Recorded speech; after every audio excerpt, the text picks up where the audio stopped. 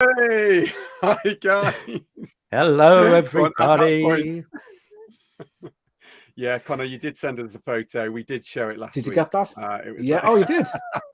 Did you show the picture of the Bon Jovi gig, which I told you not to show?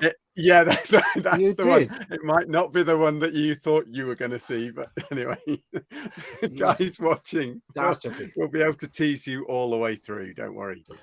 It was a Guns N' Roses gig last year, guys, or last week, which I deeply appreciate your patience, but it was fantastic. Free ticket to Guns N' Roses. Sun setting behind the stage, November rain live. Oh my God, it was emotional. So I loved it. But then here we are this week, and in our bottom right, for people who might notice, there's 4 of us this time. And is this our first lady? Our first female on the show? God, it's not, is it? Karen! Karen. Oh yeah. Oh yeah. And Karen. So much trouble. Karen Becker. I'm Karen Becker. Oh yeah. I'm Karen Reid. Oh, yeah. I'm Karen Reid, yeah. Oh, sorry, Kaz. She's listening and she's going to kill me for that. Anyway, she is going to kill you for that.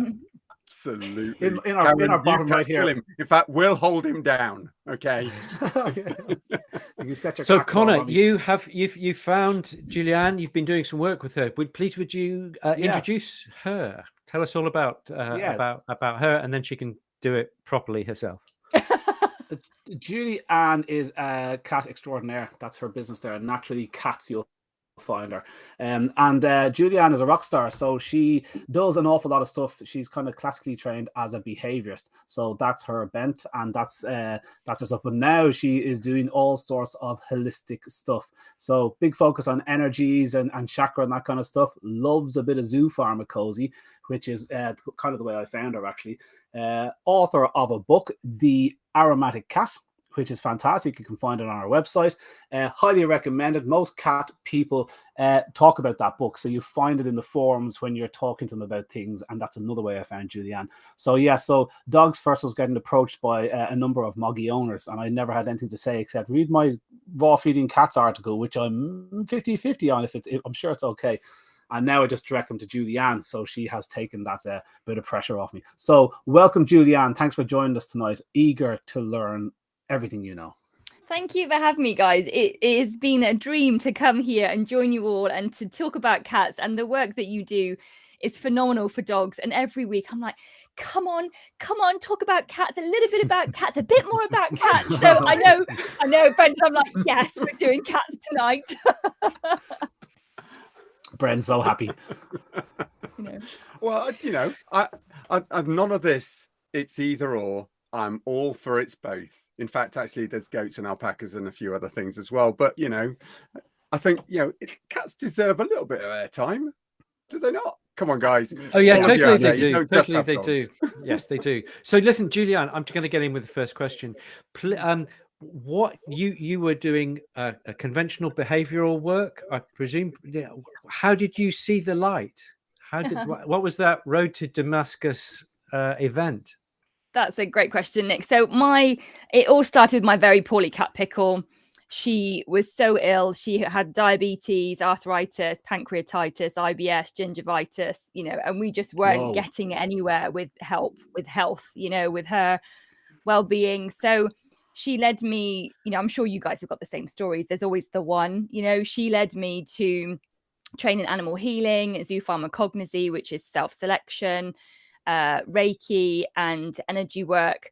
But the biggest learning really came in when we got a second cat. My partner at the time wanted a second cat, and I'm like, I'm happy with this one. She loves me. We've got a lovely bond. Brought a second cat in, and I didn't know anything about behavior, and it all went to pot. So that's when I trained as a behaviorist to try to help the two of them get along, to establish boundaries, territory. And the learning curve when I trained as a behaviorist was it was really steep. It was phenomenal. I mean, looking back now, I did everything as wrong as you could do it. But the great thing is now, I see people that do the behavior stuff, and it's only part of it. That's something that I've realized in the last few years, that behavior is a tool, and it is really important and it's really helpful, but it is just one part of it. So, the last couple of years, I've particularly moved into using the remedies, the zoo pharmacology work, particularly herbs with cats, And now I'm kind of, that's moved into chakras and energy, because that kind of underpins it all. So nutrition, behavior, mental health, emotional health, it's all together. It's not a one-pronged approach. So that's why, like Conor said, I'm a holistic cat therapist, because it's what can we do? Which bit needs help? Essentially, that's how I help people. I love that. Amazing. What was the answer to the question? So if the question was, you thought the cat needed a bit of company, I would have thought cats are solitary enough animals. Do cats need company? What was the answer to the question you tried to find out? It depends on the cat. And I know that can be a bit of a cop-out, but it really does depend on the cat, I would say. So, Pickle didn't like Lily at all, and it didn't go very well. Max is loving being with Leo. Leo's not so keen. So it really does depend on the cat. They're solitary hunters, so they don't necessarily hunt together, in my experience, in my opinion. But when it comes to sort of social, how they live together, if you've got a few established boundaries and things in place, they can get along. But it really depends on the cat. Yeah, I love that. That's a very homeopathic answer. The classic homeopath's question is this good for this particular, is this remedy good for this particular disease? And it's the classic answer is, well, that depends. Sometimes, maybe. Okay, which is exactly what you've just gone through. Yeah. So, yeah. It's true. I do believe that every cat is an individual. So I don't think there is a one size fits all in anything. I think when it comes to, for example, like with medication, you've got certain symptoms that you can tick those boxes and it leads you to try it to see if that will help, because that problem can be fixed by that medication. But there are other elements to consider. What's the diet of the cat like? What's the environment like? What's their overall physical health like? It is a jigsaw. It's about the whole approach, and each cat as an individual. That's cool. I meant to say at the start of this, guys, for the cat followers that are listening, if you've got any questions, pop them up in the feed so we can steal your questions and look really smart. But we'll do our best to get to your questions as they come along. And I'm just going to jump in there to say thank you very much for all our Patreon people, and Pete, who always listens to all of these. Poor guy, he has to listen to every single one over and over again. Individually. And he says, please mention for the podcast people, because we are now on any podcast medium, you go to that and you can take us with you when you go for a walk with the dog or the cat.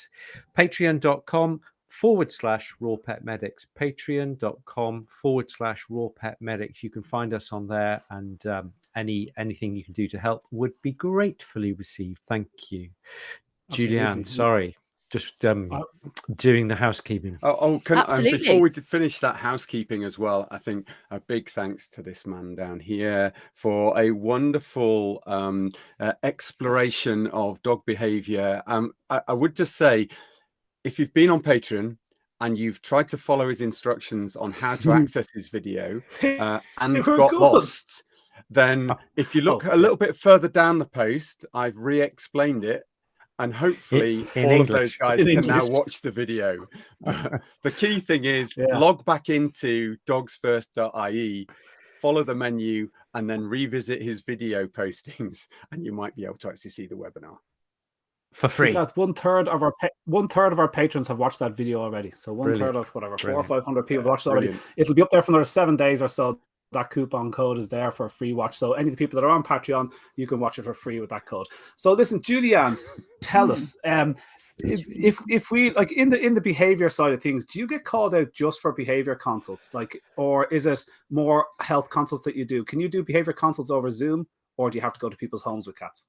Yeah, so I can do I do both. So I recently did a client here in Plymouth, and their cat got stuck in a carrier bag just in the house as normal. Head got stuck in the loop of the handle, ended up tearing around the house, got super stressed, urinated, defecated everywhere, and then was reactive with the cat in the home. So I went to their house, did 2 hours with them with some herbs, some oils, some healing, gave them some kind of like homework to do, like in the background. And a week later, everyone's back together, a lovely, happy home. But I do also consults online. So yeah, I was really chuffed. That's amazing. Yeah, it was great. It was, and it takes time. Cats, when they suffer trauma, it doesn't go away overnight. That energy imprints in their body, and you've got to work to shift that, from them. I also have like a clients in like Costa Rica and Ireland, you know, the US. So yeah, I do a lot remotely as well. And it's really about supporting the guardians, telling them, you know, well, not telling them, helping them to understand the behavior from their cat. Why is your cat doing this? You know, what is it they're trying to tell you? Because in my opinion, no cat behavior is wrong. It's not bad. We just perhaps don't understand it. And that's where there's a bit of a miscommunication. You know, people come to me with problem behaviors, and I don't use that term because it's only a problem to us humans. We're the ones that have got an issue with it. Yes, the cat's weeing in the front room. Of course, that's not pleasant. That's not nice. Not good if you've got kids and that's where you eat, etc. But the cat is trying to tell you something. So, you know, for me, it's about helping the guardians to understand what's going on with. So what would you say, Karen? What would you say is the biggest problem in nutrition? Just bringing things down to a nutritional point. What's the biggest problems in nutrition that you get with cats, would you say? Oh, I knew you were going to poke me on that. So it's that they're fed dry food. And you know, let's just put that right on the table. And for me, it affects everything. And it's really heartbreaking because that's what we thought was the right thing to do. You know, that's what we've been told by parents, by, you know, society, supermarkets. That's what we're told is the right thing to do. So I don't try to label people. It's not wrong. You know, it's not a species appropriate diet, in my opinion. But if your cat is currently on dry food, try your best to shift it, you know. So nutrition affects their behavior, their emotional state, their mental state, their physical state, all of the 4 elements, really, apart from like spiritual, that affects the cat. So when clients come to me and their cats are on dry food, regardless of why they come to me, it doesn't have to be a UTI or a urinary tract infection or problem behaviors. It could be because they're chronically ill or really out of sorts. My first question on my, you know, consultation form is, what are you feeding? Because, you know, dry food, it's just so over processed and so inappropriate for obligate carnivores that it's heartbreaking. Like, I can't believe we've got here, you know. I mean, I free fed my cat dry food when I first got her. My very own cat Pickle from uni. She had scabs on her ears. She was stray. She was really haggard.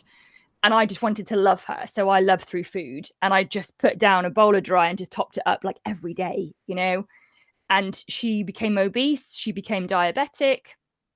And I wondered why we couldn't get her diabetes stable. And the vet just kept saying, you know, just up her insulin. I'm like, yeah, there's got to be more to it than that. There's got to be more to it than that. And he didn't once consider changing her diet. And I did all the research, which is, again, why I'm trying to help people like you guys are, right?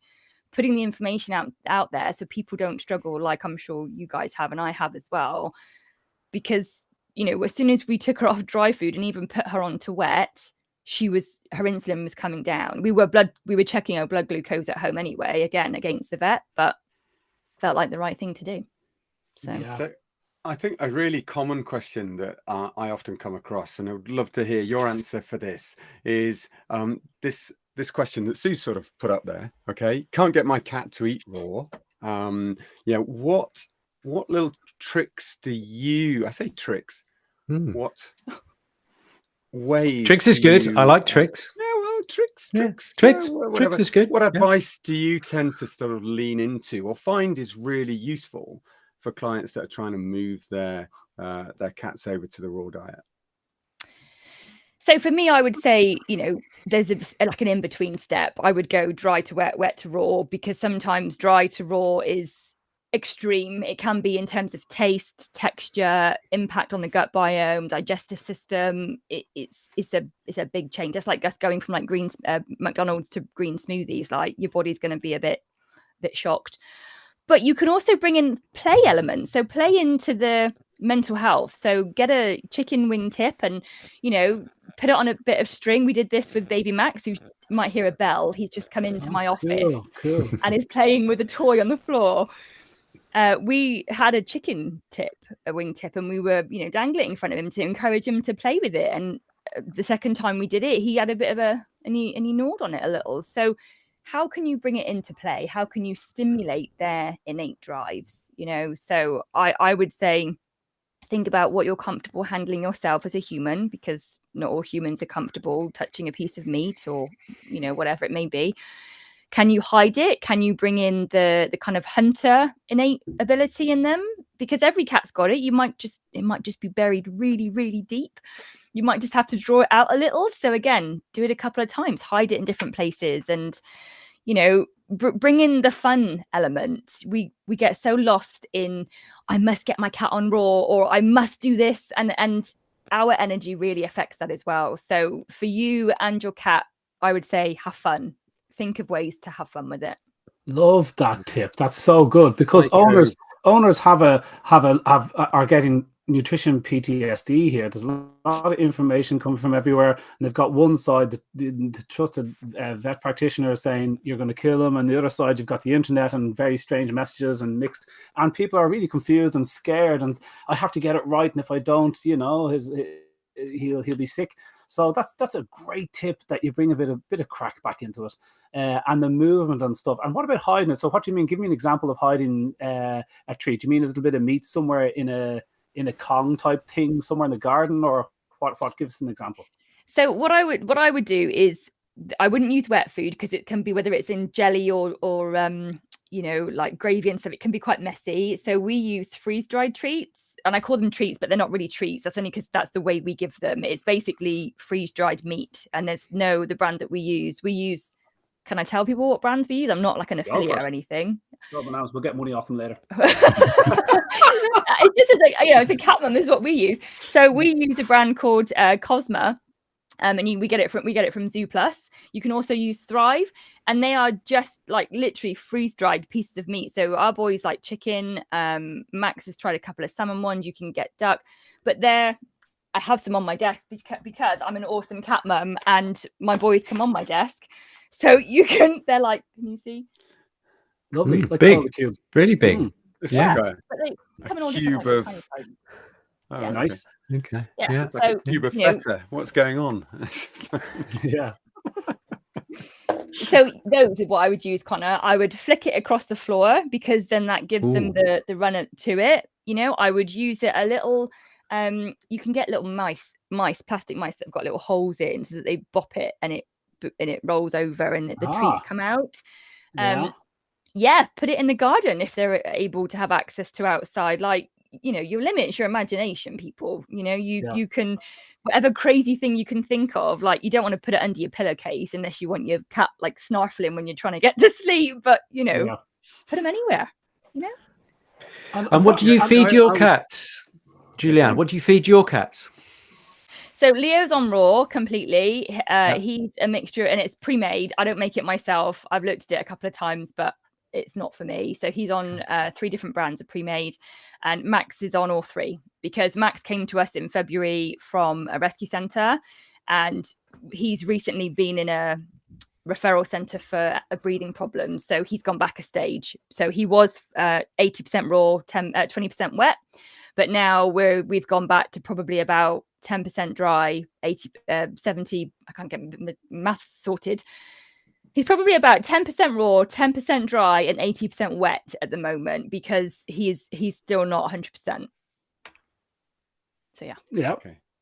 I would definitely say that psychophysiological preempting food is just great. And actually, for those of you who are a bit funny about playing with food, I've even found just playing with the feather ticklers, just anything that's getting them to pounce and prey, get on to stuff.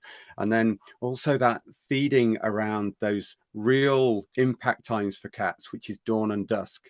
If you really want to, and it's great for raw feeders, because they're usually the coolest times of day as well. So you can, put that food up high. Sometimes is also advantageous. So putting it on the windowsill and actually letting them feed in those environments. But I love that you've brought up that behavioral side, that psychophysiological driver for feeding. That's brilliant.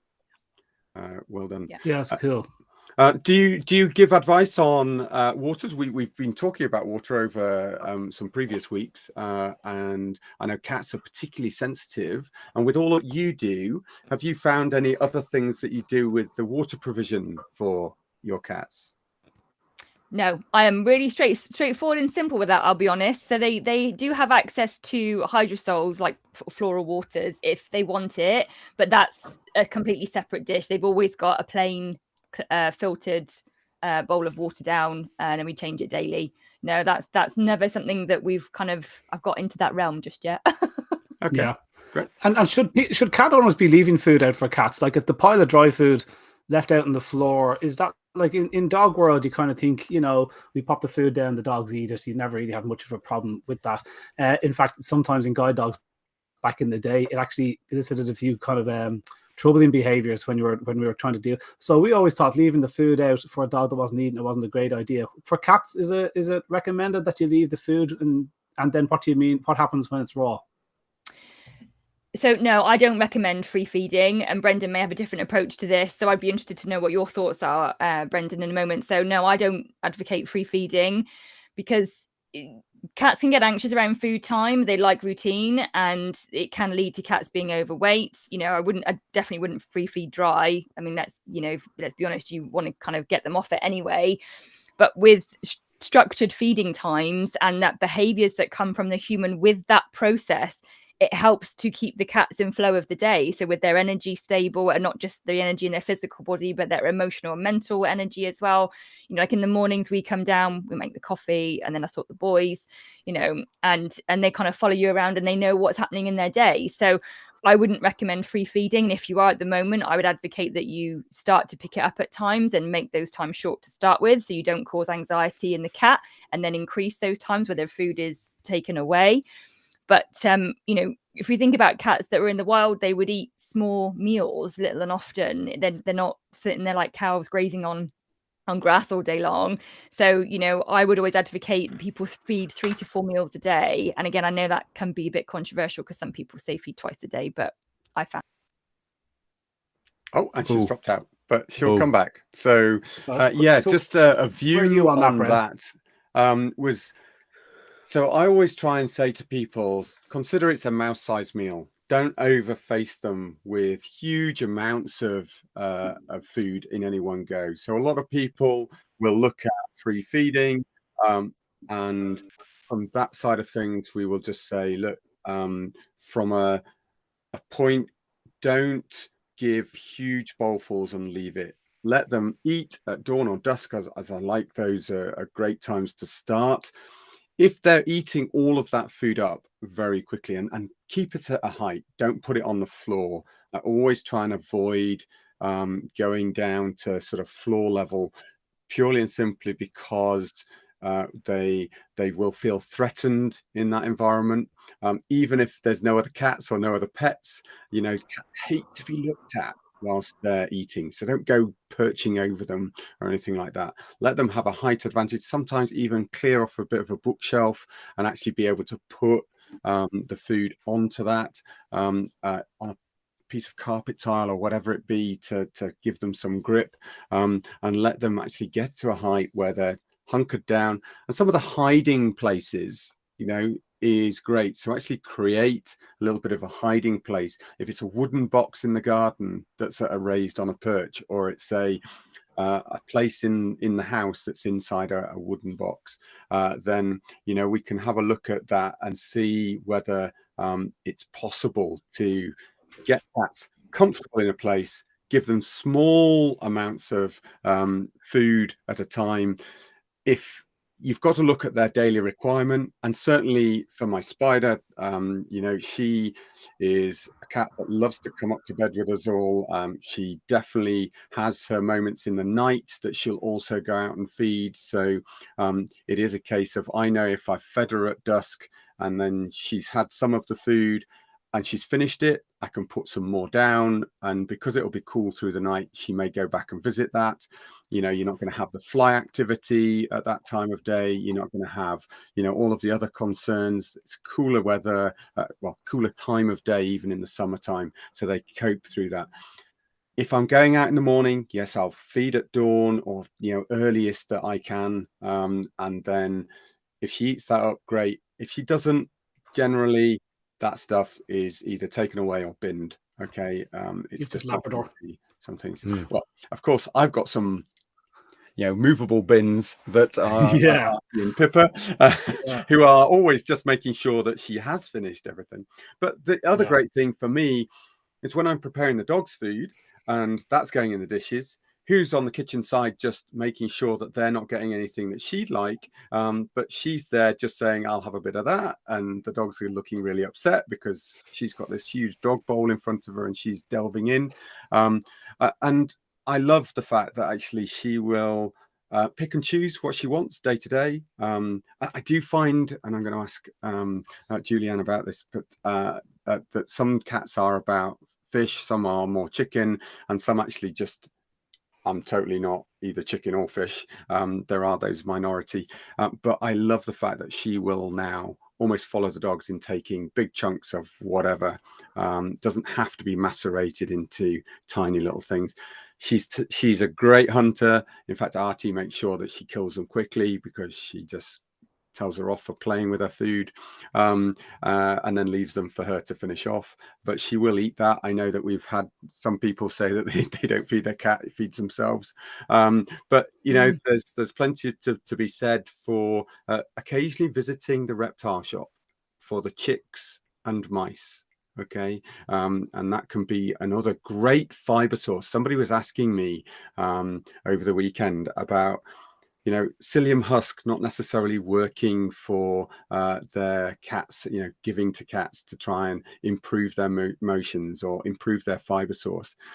And if we take the data from feeding large cats in zoo environments, and even what they do in the wild, actually there is the paper that we've shared amongst ourselves about the fur and sinew and skin being a really important fiber source for carnivores. And actually hairy chicken nuggets. Give them, so well, I mean, that's what you can call mice all you like, but it's a great source. If they can get access to all of that stuff, then that's. Have you gone that far, Julian? Have you gone as far as a little baby mice or baby chickens? So I've got a tragic story, and I hope this doesn't upset too many viewers. So Leo is a good hunter, but he doesn't eat it, which is heartbreaking because I'm like, buddy, if you're going to kill it, eat it, right? Circular life Pumba and all that. And when he brought a robin home, I actually gave it to baby Max to see what he would do with it. And he loved it. He went crazy. There were feathers everywhere. He licked, just like Brendan said, he licked like the tummy bear.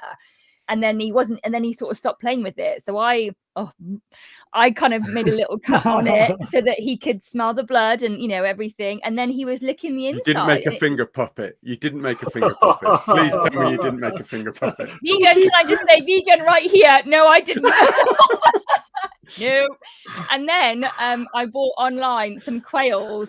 Oh my God, they're huge. Like, I didn't realize how big quails were, like in comparison to like a robin, robin quail, like it's massive. So I've got these 4 quails in my freezer. I'm like, what on earth am I going to do with that? So I've got my rubber gloves on, tempted to wear a face mask, but didn't. And I'm cutting up this quail. And I gave Max the breast and he really enjoyed it. And I gave him a leg. I forgot to cut the foot off. So he's gnawing and chewing at this like quail leg. And I'm like, it's about that far from the foot, like the ankle and then this foot. I went to grab it and he went, and he ate it. And I'm like, oh my God, he's just eaten the whole thing. Yeah. Wow. See, as soon as you said you got a quail in, as soon as you said you brought a quail in, I just had this picture of the Friends episode with Joey with the turkey on his head. He just dived in, and anyway, that's an aside. So no, I haven't done the mouse, but I've done the quail. Yeah, wow. Brilliant. I mean, there are lots of things that you can go to, and even Spider will eat chicken wings, and the people will think, God, they're huge. But actually, they will get through them. We've got people that have talked about their cats even hunting wild rabbits and bringing those in, and certainly that's certainly doable by many cats out there. So don't get too concerned as long as they're wild ones and not the pet rabbit from next door. Okay, on a note you said earlier, Julian, what is the difference between mental and emotional health? And how important do you think it is that a cat gets access to the outside to do his thing? Well, that's like an essay question there, Conor. Yeah, it's a bit long. Sorry, I want to get those two in. So is Julian writing your blogs? I'm sorry. He's just recording this, Julian. Next week, you know where it's come from. So for me, mental and emotional health are aligned. They're linked, but they are different. So, mental health is the overall well-being, how secure is the cat in its environment? How healthy does it feel with its day-to-day activity? How well is it able to express its normal cat behaviors? That all contributes to the mental health. The emotional health is, how does it feel about all of that? So do they feel comfortable, confident, secure in their environment? Do they feel that they've got good relationships with their guardians? Do they feel emotionally stable? Are they over grooming? Are they displaying signs of aggression? Are they showing signs of anxiety? Are they withdrawn? The emotions feed into the mental health, so as much as we may talk about them separately, they are very much intertwined. And the second part of your question, indoor versus outdoor, was it? Yeah. Again, there's no right or wrong. What I would say is cats need enrichment, and cats need to be able to thrive and to have good mental health. So for me, it depends. Homeopathic answer. It depends on the cat, because, when we had Leo, they said to us, keep him in for 6 months and then let him out. He wasn't fully established in the home. He was still hiding a lot. He wouldn't come when called. We didn't have a good relationship with him. I wasn't comfortable letting him out. I didn't think he'd come home. So we kept him in for 12 months. By about 10 months, he was ready to go. And we were almost at the point where he'd started to overgroom as a sign of a stress response, because he couldn't go outside, because that was where he felt safe. So, he would have problems if he was kept indoors. That being said, Pickle, my previous cat, she very rarely went outdoors. And it was great because I knew she was always safe, because I am a worry mum. And, she was always in the house, but we did enrichment for her. So yes, we did heights and, levels and toys and play, but we did more. I remember once we brought in this big branch had fallen off a tree in a storm. We cut some of the leaves off and we brought the whole bloody branch in, because we were like, it'll smell great. Bring the outdoors indoors. So people, I'm not suggesting you go and cut down, your bushes and your branches at the back, but if you can bring in something that I would call a sensory garden, towel or a blanket, some leaves, some weeds, some grasses, a bit of mud, a bit of dirt, a rock. I know it sounds crazy, but even just 20 minutes with your cat being able to sniff and smell and investigate all of that, great for their mental and emotional health. So it's really about what's right for the cat mum or cat dad and the cats and their environment. We live on a busy main road out the front, so the cats don't go out the front. They're running out the back. Now, yes, of course, they can get around to the front, but, we try to limit them by just going outside. We back onto some local woods. So it isn't a one size fits all. If you're in if you're like in London, then you probably want to have an indoor cat. If you've got 5 acres, why would you be keeping them indoors? That being said, if you've got coyotes, I was talking to a friend yesterday, she's got I think it was 16 or 19 cats, and she keeps them indoors because they've got coyotes. So she's harness training 1 or 2 of hers, to take them out during the day. So it depends. Sorry. I presume she doesn't live in Croydon. Yeah. Crazy cat woman. Interesting. Julian, you mentioned that you're vegan. How comfortable, because you love your cats, that's really obvious. How do you square those arguments that you won't kill for yourself or be part of that process for yourself, and yet you've got these cats who you love dearly and they are obligate carnivores? Just walk us through that for a minute or two. Yeah, I have to pick my battles. I have to choose what is right for me and what is right for my boys. So if I wanted a veggie eating animal, I could get a rabbit. In fact, I don't know if they eat meat. I assume they're omnivores, are they? Yeah, no, herbivores. Anyway, herbivores. Yeah. Yeah.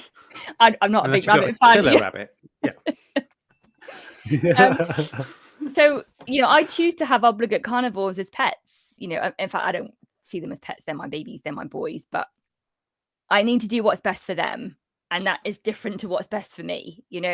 I have to separate them. So when we look at the food stuffs that we get and the sources where we get some of their food, it is heartbreaking to look that some of them are farmed, and it is heartbreaking to look at what's going into their tummies, but I see them thrive, and that's all that I need to see. So, you know, I have to compartmentalize it. So what's right for me, I choose that. I have to try to do my best for them. That is to give them a species appropriate diet that is to cater to their needs. That's not fair for me to say, well, I don't eat meat, you shouldn't eat meat. That's not. I'm their mum. I'm not their, what's the word, like dictator. Like, you know, that's not fair in my opinion. So you go down the species appropriate, that you're an omnivore and you can go down into herbivory or up into carnivory, and they're plonked firmly in the carnivorous zone. So therefore, you just have to respect that. I think that's a good answer. Yeah. So say all of us. Yeah. I once was away on a retreat, and I put a post out on social media about dry food, and I got trolled for it. And I got people saying to me, like, you're not a nutritionist, you know, how can you comment about that? You know, you're a behaviorist, because I wasn't into the energy space then. And it was by a vet nurse, you know, and I came back and said, look, if you know of any cat specific nutritionists, I'd love to connect with them. Like, please, let's have a conversation. Like, you know, come to the table with the information. What have you got? You know, I said, everything I've learned is as a cat mum. It's from having a diabetic cat. It's from years and years of struggling, years of self-education, you know. And I went away on a retreat. I do it twice a year. And it was hard. It was a really stressful time. And I was on this retreat by myself, you know, no tech or anything. And there was 2 cats there.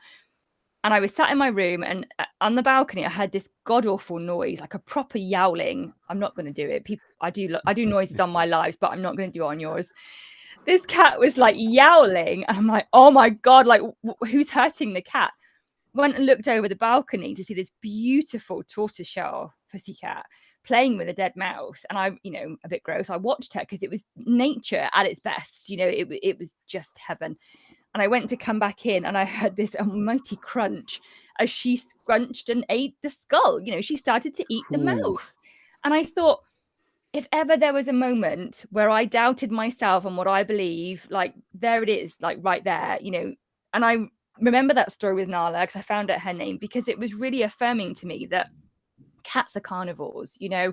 And if you've got a cat that's on dry food or wet food, you know, if you're struggling to transition them, you're not alone. You know, I'm just going to put that out to the peeps. I think there's a lot of comments about food and things, you know. I don't know if we'll get to some of the questions, but it's not an easy road. You know, some cats take to it beautifully. I had a client say to me, I told them that their cat shouldn't be on dry. The next call we had a week later, oh, he's been on raw food for 4 days and then was on it for like forever. I'm like, oh my God, like, you know, I'm a cat therapist and my cats aren't that good. Yeah. Like, come on. Yeah. But, you know, if people are struggling, it can take a bit of time. Just go easy on yourself, you know. Yeah. But cats need the best diet that you can A, afford, B, that you can handle and you can tolerate, and C, you can get them to eat. You know, you got to think about all those different factors, because it's not just feed them this, you know. Life's not that linear. Yeah. Before Beth B is asking. Before I come to my next comment, I think Beth B's asked, you know, are veggies ever okay to feed to cats in your experience?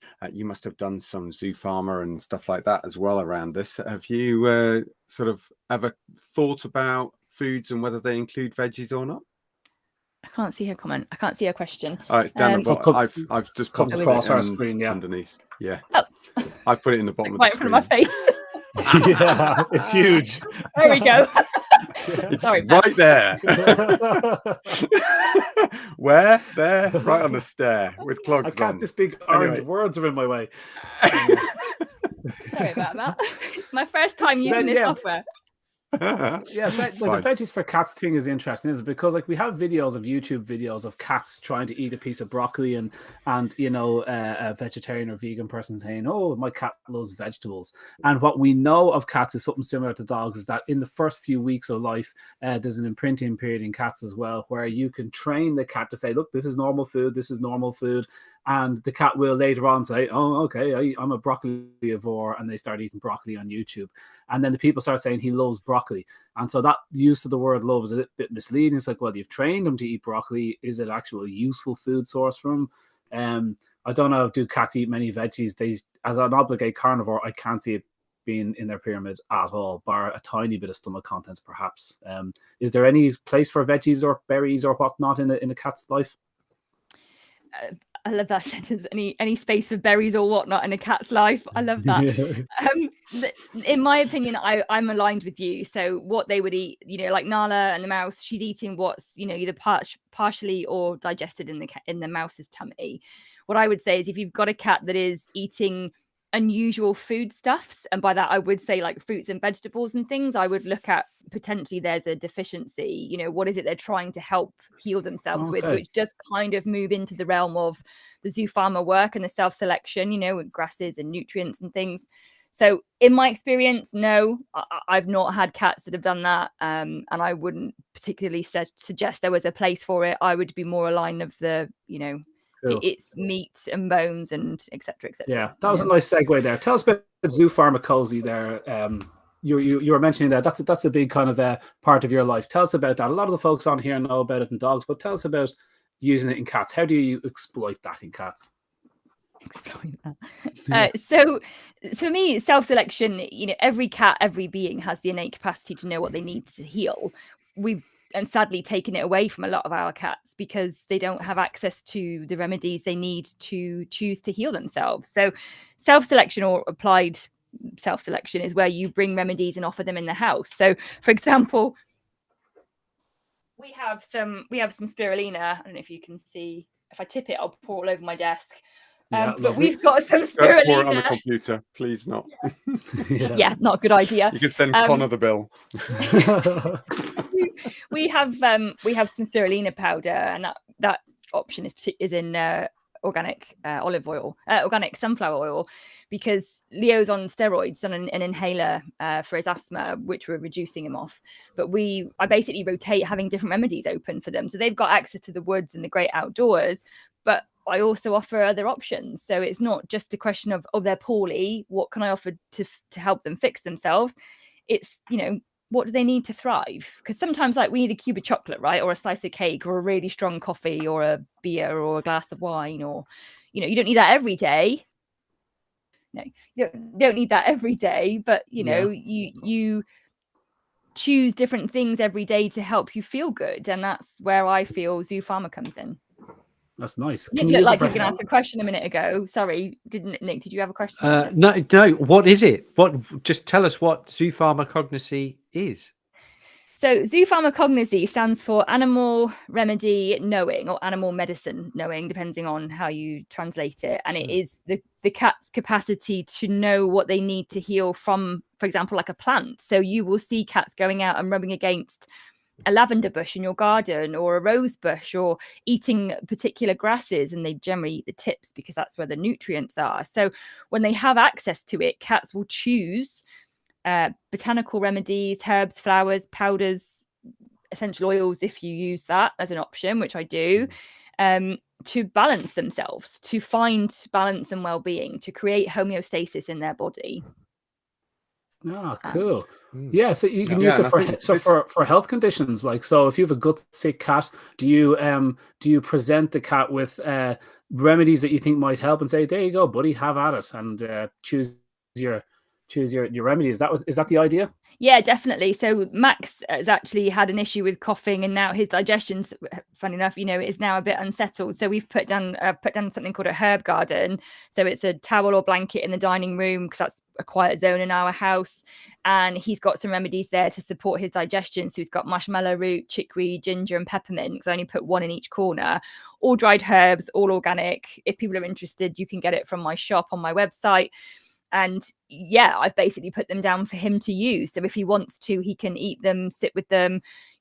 That's just dried herbs. You can then use, I could make peppermint tea, ginger tea. You can steep them basically in water, let that cool, see if they'll ingest it. And then hydrosols and essential oils. So maybe that's another topic. I don't know how this is something. What's the difference? What's the difference? I don't even know what hydrosols are. What's the difference between the hydrosols and essential oils? So hydrosols are generally made from the essential oil distillation process. So when you are creating an essential oil, that's when you will, as a byproduct, create the hydrosol or an aromatic water. It depends how the essential oil is made as to what the product is that comes from that, essentially. So in terms of concentration, you've got like essential oils that are really strong and potent and awesome to make big shifts in a cat quite quickly or to deal with trauma. Then you've got hydrosols, so that kind of like in between. Then you've got herbs in terms of concentration. So herbs are lovely. They're gentle. The energy profile is really light. You know, cats are really sensitive, so they work brilliantly with herbs. I use a lot of herbs. Okay. Yeah. That's cool. Yeah, and I would say that, you know, just to reiterate, there is that importance of how they take those things. So whether it's the smell alone, whether it's the actual ingesting the things, or whether it's actually just opening up those herbs by whatever means, whether that's chewing or rubbing, and then actually having them in contact, etc. And some people perceive that they're eating stuff for purely nutrition's sake, but actually releasing some of those smells, those herbal essences, that's what they're doing in those circumstances. And you know, for the person that was saying about coffee, there was a comment about the toxicity of coffee. You know, they found their cat with the head in the jar. You know, it's a really strong, pungent herbal. I say herbal. It's a medicine in many senses, and so they may not be truly ingesting that whole coffee jar, but just getting a really good whiff of a stimulant. So, you know, that's really where we're at with the zoo pharma. That's interesting. And lots of things. And also, I would say with like the coffee, you know, that makes me think of like a dark root, right? So like valerian root, you know, what root are they trying to get to? Because coffee is a very, like you said, a dark, pungent smell, regardless of the brand, the roast, whatever. Oh, cool. Okay. There's likely to be, you know, a chemical that's made that coffee that mimics the botanical profile of a plant that the cat wants. You know, so that's my. When people come to me and say my cat's doing weird stuff, they sniff this, they lick that. I'm like, so what does that smell like to you? What herb, essential oil does that, you know, resonate with? Because that's probably what your cat is trying to get hold of. Yeah, and similarly, even if they do eat it, you know, it's not necessarily, they're not going to know how toxic it is. If they've got that need because of the smell and odor, sometimes they will still eat it. So be careful if you do have toxic things. Even some cats will eat lily stamens, okay, with pollen. Doesn't mean that they're not going to harm them, okay? And the issues that you may have with the toxicity aren't necessarily always immediately apparent. So some of these will slowly knock their kidneys off, and it's only when they go off the cliff, if you look back at our video on kidney disease in cats, that actually they become, oh yeah, actually I probably did kill the kidneys with allowing them to continue to do that inappropriate. Absolutely. The last thing on your CV there, Julian, you mentioned the word chakra a lot. Do you want to tell me what a chakra is and how you work with it? What is this?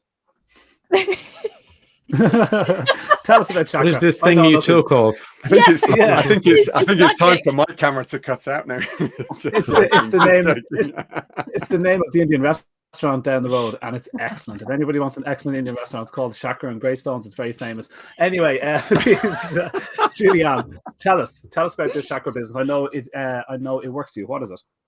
Yeah, so you know, everything's made of energy, and you know, your bookcases, your photo frames, you know, everything is made of energy, and chakras are the body's portals of energy, essentially. So, you know, to give you a really high level, you know, there are 7 main chakras, the colors of which are here on my logo.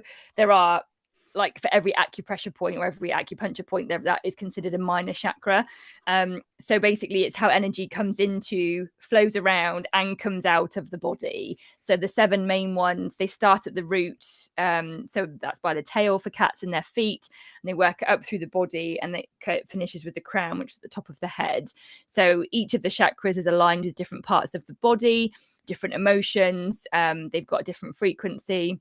And basically, you know, when I do chakra clearing, cleansing and balancing with cats, it's to try to understand and feel in them what is out of balance, what is out of alignment. So, you know, what has got blocked, because, you know, energy is like water, you know, it needs to flow. Now, you could have boulders in the stream and the water will still flow. It might be a little disjointed, but, you know, it still has to flow. And energy is exactly the same. So if you can remove those blocks, you know, you can help the energy to flow, which then heals and helps to balance the physical body. So energy manifests itself in physical issues if it's blocked.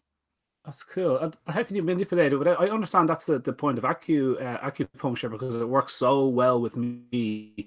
I had a frozen shoulder, I had a frozen elbow, or golfing elbow, even though I don't play golf. It was frozen. And acupuncture, she started on this side of my body, and I was like, no, it's my elbow. You're going, where are you going? You're down at my knee. And she goes, no, it's, these pressure points. So I totally get it, totally work for me.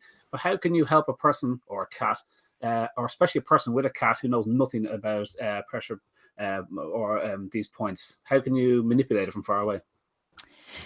So this is probably where I'm going to get a bit woo-woo for you guys. So, it is the it's the energy. So it's like a radio. It's tuning in to the radio. I find the frequency. So basically, people will send to me, like I worked with a lady yesterday, a cat's in the US, and she sent me a photo of her cat, eyes open, facing towards the screen. I was able, once I've calmed my mind, my logic, my psychology brain, I've got a degree in psychology. So the logic bit of me is like quite noisy.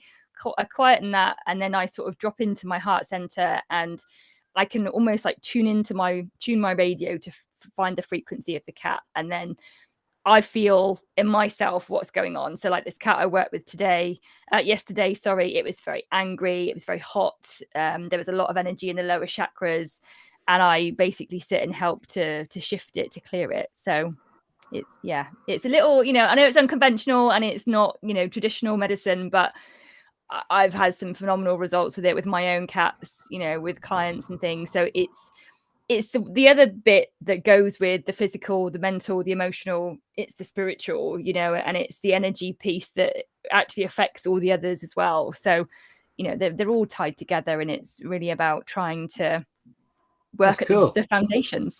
That's cool. Like you call it woo-woo. But before I met these two vets, I think the best vets in the world that I've ever had the joy of working with. And before I met these guys, I would have been bordering the cynical with homeopathy. And so it was really, I got a serious telling off one night. I was out with Nick and up in Finland with one of our heroes, Professor Hein Borgman. And I said something disparaging about star signs or something, and she shot me a glance and she goes, "What do you know about star signs?" And I was like, "Oh, what?" It's like 2:00 in the morning, we're trying to, and she goes, "What do you know about star signs?" I bet nothing. And I was like, very little. I knew she had me straight away. I knew all the poo-pooed ideas. And she goes, but everything in the sea mates at the same time. You understand in nature it happens like that, and you understand gravitational pull, and we're all water. And I'm just nodding to this point after point after point that she makes, and she knows there's behavioral studies, you've seen them. And I'm like, well, not really, but I heard they exist. So that was the very last time I poo-pooed anything. So like, now when you hear what these guys and see what these guys can do and turn these cases around, these impossibly difficult cases, and homeopathy is often a part of it, and then you're forced to explore it and the studies and the evidence for it, then suddenly I'm like, I cannot believe this thing is still being repressed. It's so amazing. And so like every new thing, we feel like we have to kind of say, well, look, not everyone does this, but that's usually where the gold is. So yeah, keep digging. I think that's really interesting. The mind is like a parachute. It only works when it's open. Oh, yeah. Love that. Nicholas. Yeah. He's happy with that one. He's getting deep. but if you're what's the corollary of that? Because everything there's two sides to every coin. The other side of that is if your mind is too open, be careful your brain doesn't fall out. Oh yeah. Okay, so you've got to be open, yeah. but not yeah. Not too like it's just open. it's but people think that science and academia, they're very confused over the two of them. And a science is a simple process. If you give it a go, try it, and if it works, that's science. You've just done a scientific procedure. I did what you did, and does it work with me, with my individual in front of me, or my kids, or my body? That's pure science. Academia is having to publish it in a journal and whatnot. It's a separate kind of thing. And those two can get very, very confused. And so I love the science of it. And unfortunately, our ways of looking at some things are very, very confused. Like we bloody don't know what dark matter is. It's most of the weight of the universe. And we know it's there, but we just can't measure it with the tools we have at the moment. And we will eventually. But like, so I totally believe in this kind of energy buzz. I know there's something to it.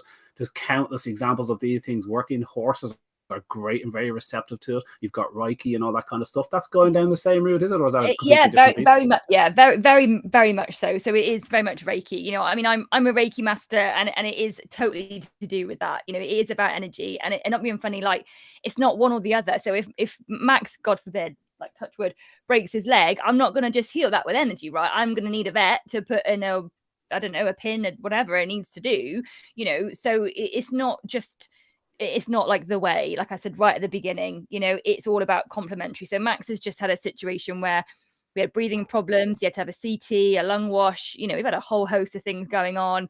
And, you know, as a result of that, now that's kind of behind us, his energy is not right. His appetite is still not 100%. His behavior, his personality is still not 100%. But if I take him to my vet, she's going to tell me that he's fine, you know, and I know that he's not, because he doesn't feel right. And I can't tell you what that is, but it just doesn't feel right to me.